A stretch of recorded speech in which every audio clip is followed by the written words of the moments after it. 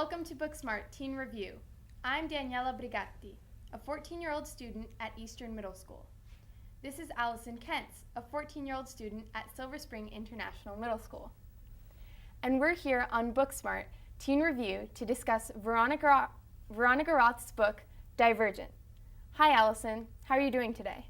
I'm really great, Danny. I'm also very excited to be here.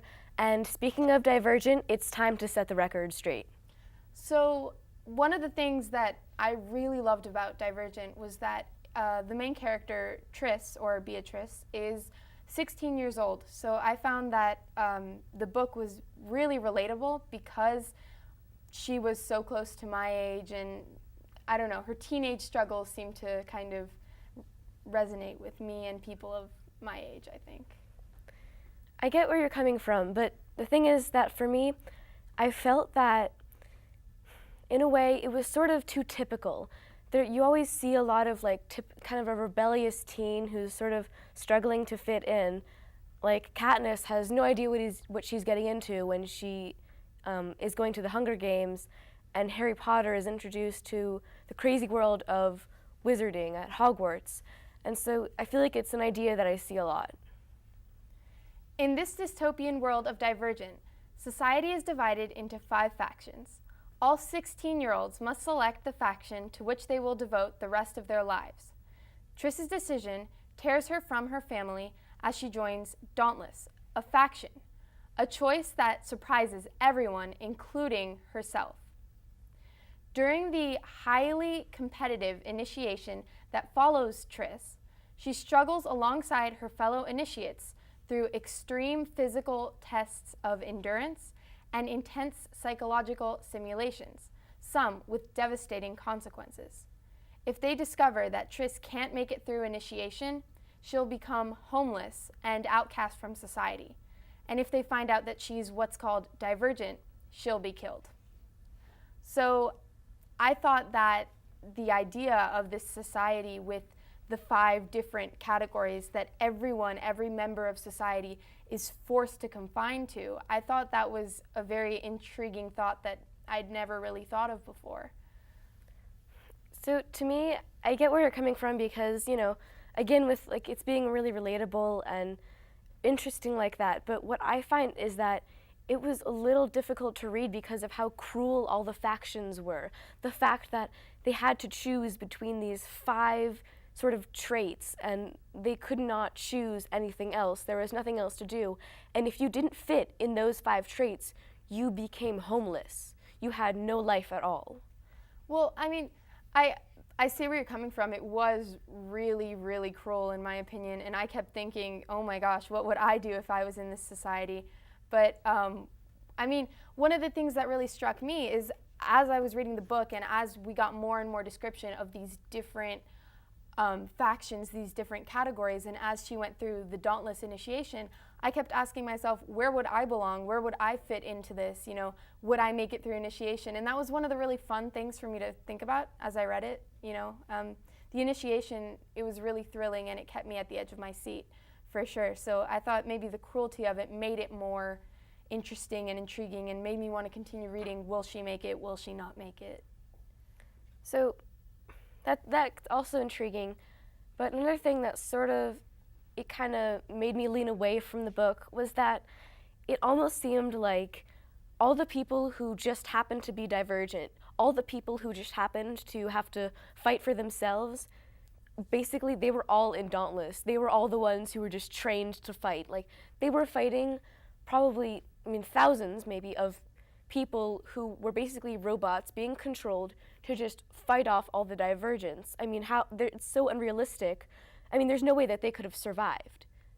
Yeah, and I see what you mean. I actually saw an interview with Veronica Roth once, and she was saying, they asked her what faction she would be in, and she said, well, I used to say Dauntless, but I realized I probably wouldn't survive Dauntless initiation, and it got me thinking, it is so impossible, it seems, and I think that just adds a good element. And as for all the divergence being in Dauntless, I think that's partly because Triss is in Dauntless, so we only get to see the perspective from Dauntless, so we don't get to see candor initiation, we don't get to see abnegation initiation.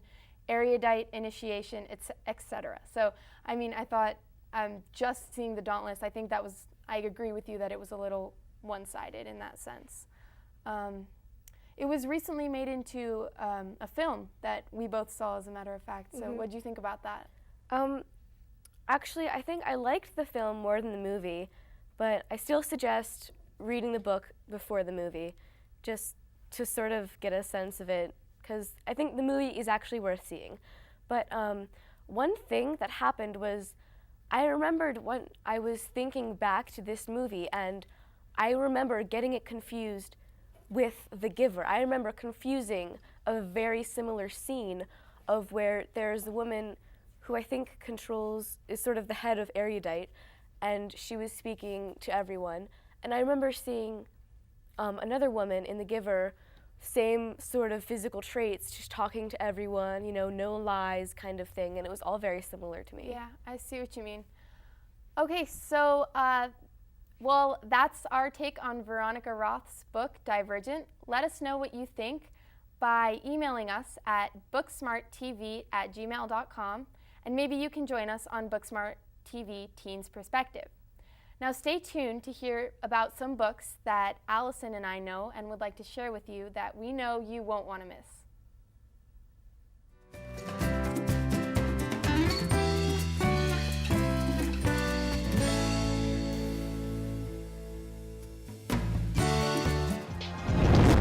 There are many ways of wrapping production cables. Most of them are wrong.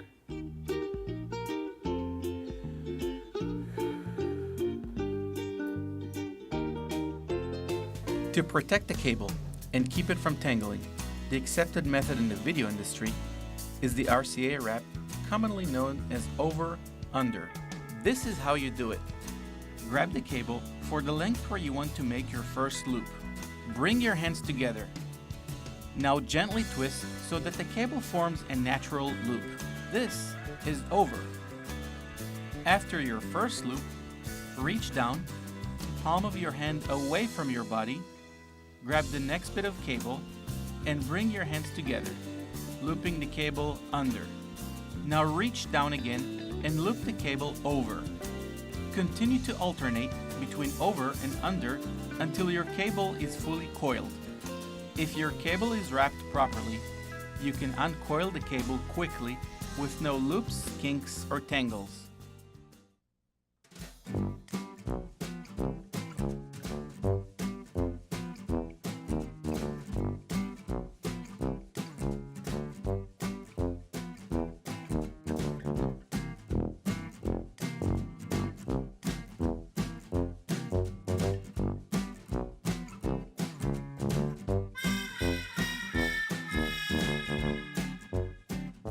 It takes practice to master the over-under method, but when you do, you will make your facilities manager very happy.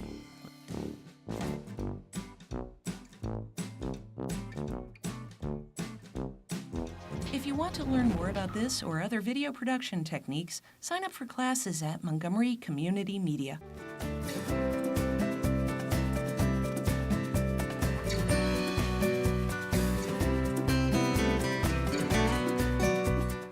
Welcome back to Booksmart TV. I'm Daniela and this is Allison, and we'd like to share some books with you that we really love. So my first book is The Perks of Being a Wallflower by Stephen Chbosky, and this is a coming-of-age novel that is told in the form of letters from the main character Charlie to the reader. I thought this book was really, really interesting and different because the main character Charlie has kind of a turbulent past and has had some very hard things and difficult things happen to him before the book begins. And so it starts chronicling his first year in high school, where he meets these very different and unique people that really change his life. And the commentary on high school and growing up and being a teen, it really touched me, and it's something that I think is going to stay with me for a really long time. And I actually went through, when I read this, I went through with a highlighter because it's just one of those books, you know. So Yeah, that's what I loved about it, and it takes place in 1990s. So Wow. what's your next book? Sounds like a really good read. My book that I chose is called Eleanor and Park by Rainbow Rowell. It's also set kind of in the past. It's in 1986. And so what happens is there's this girl, and she really has a terrible life. She has an abusive stepfather. She has nothing going for her.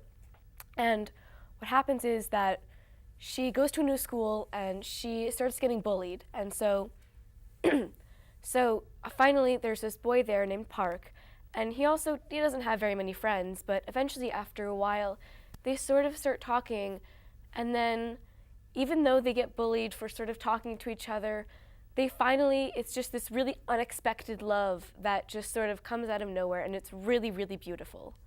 So I just love how, I don't know, there was just like love that came out of pretty much nothing. So, yeah. So my next book is called The Invention of Hugo Cabret.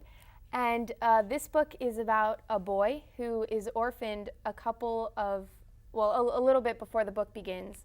And his name is Hugo. And so he lives in a train station by himself, and his job in the train station is to make the clocks work, because if he forgets to make the clocks work, they're going to get suspicious, and they're going to realize that he's living there by himself, and they're going to take him away to an orphanage, which he really doesn't want to go. And this book takes place in the early 20th century in France, and it really tells a lot about what life was like in that time.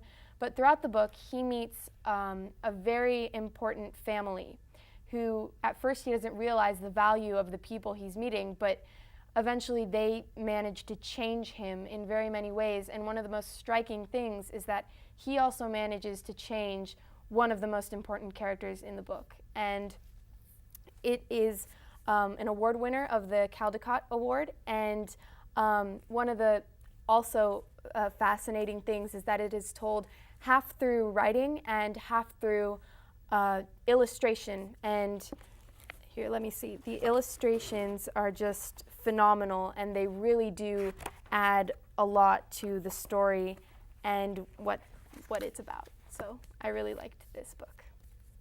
I'm also familiar with the major motion picture that it is now, which was a really good movie. So my second book is called It's Kind of a Funny Story by Ned Vizzini, and it's about a boy named Craig, and he is going into high school, and there's so much pressure on him in terms of just his schoolwork and academics, and he really wants to get into this prestigious high school, so he works very, very, very hard, and finally he makes it in, but the pressure becomes unbearable, and he has no idea what he's doing, so finally he stops eating, he stops sleeping, and eventually he tries to kill himself. So after his suicidal episode, he admits himself into a hospital, and he just has this crazy, crazy experience there meeting all these new people. Well, that's our Booksmart Teen Review for today. If you'd like to share your own opinion on books you like or dislike, please contact us at booksmarttv@gmail.com. And maybe you'll join us here in the hot seat too. Thank you for joining us, Allison. Thank you for having me.